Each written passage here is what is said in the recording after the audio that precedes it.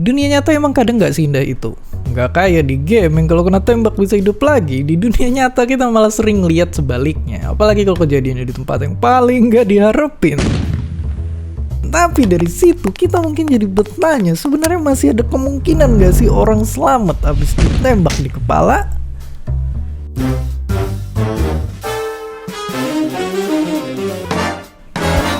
Bisa ditebak kalau sampai kejadian tentunya sulit buat selamat.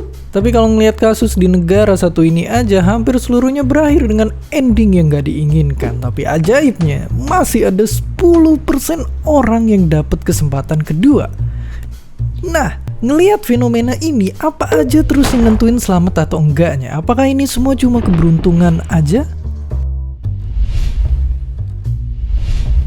Ternyata enggak juga. Faktornya pastinya ada banyak, misalnya dari lokasi dan arah tembakan. Jadi bayangin kalau tubuh itu negara, otak ini tuh jadi kayak ibu kota yang ngatur segala aktivitas di badan kita. Dan kalau diperhatiin, dia ini kebagi jadi dua sisi yang masing-masing keisi 4 bagian yang punya fungsi sendiri-sendiri.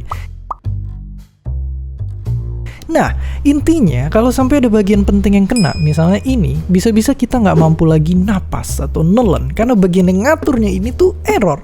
Dan ya, nyatanya kemungkinan selamat bakalan lebih besar kalau si peluru cuma nyenggol satu sisi dan bagian aja.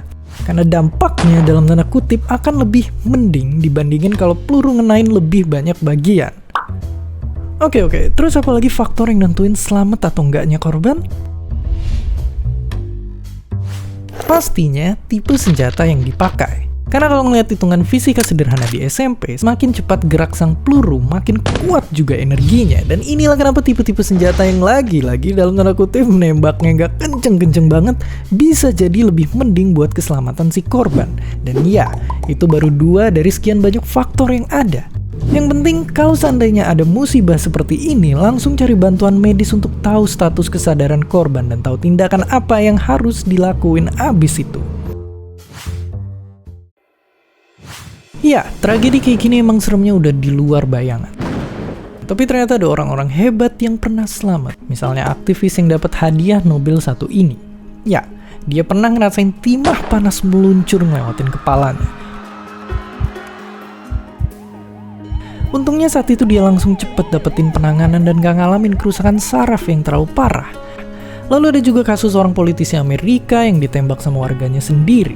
Dia bisa selamat karena peluru yang ngelewatin bagian kiri otaknya cuma ngerusak satu sisi aja. Selain itu peluru yang masuk juga untungnya gak ngembang, mantul atau malah pecah. Yang artinya bisa bikin lebih mematikan. Jadi sekarang kita tahu dengan penanganan, penemuan, dan tentunya keberuntungan yang tepat, kemungkinan korban penembakan kepala bisa selamat akan tetap ada. Walaupun bisa jadi dampak fisik dan trauma yang dihasilin sehabis kejadian, kita harus tetap selalu hati-hati dan jaga orang yang tersayang, karena hidup itu indah dan hanya inilah yang kita punya. Dan seperti biasa, terima kasih.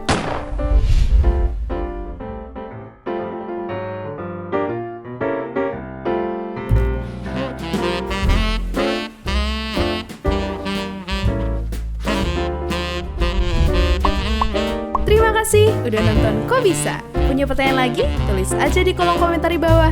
Keep asking and stay curious.